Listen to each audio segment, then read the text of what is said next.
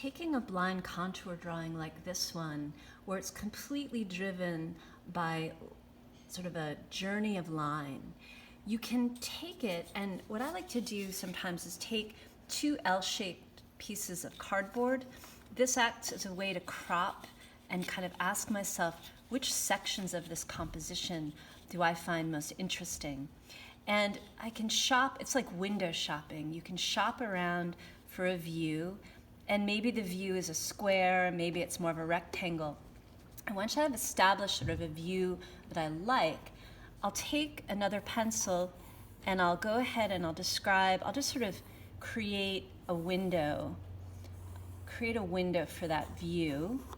And I'm actually gonna, because I really like the way that this sort of looks composed within that square. And then I'm actually gonna do another one too here. And this time I'm gonna move, so this is a movable viewfinder. Oh, this is kind of nice here.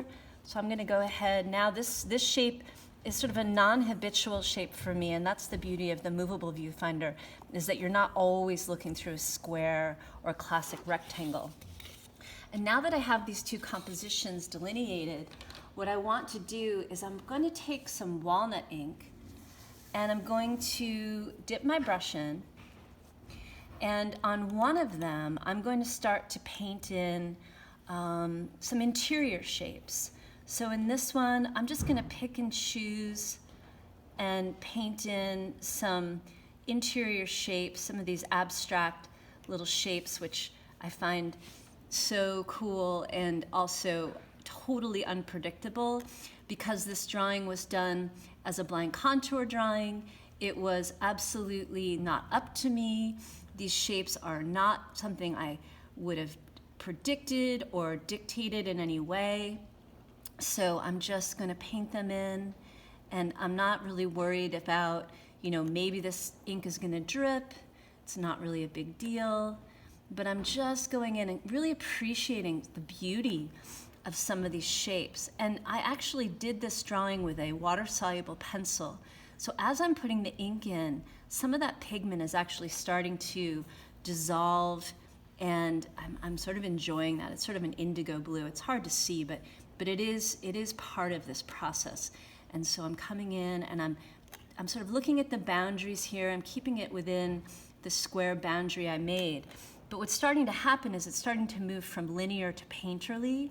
It's starting to move from this gesture of line into something more driven by shape. So I'm sort of enjoying how that's starting to come about.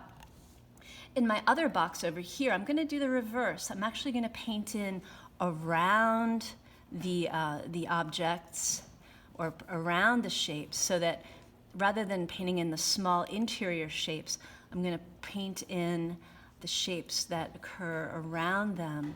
And that's just a different effect. So in one of them, there's sort of bigger shapes that help define the overall feel.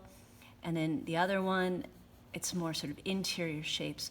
So this push and pull of interior exterior can be a really nice way to start to push an image past the line, push an image into something a little bit more painterly and driven by shape.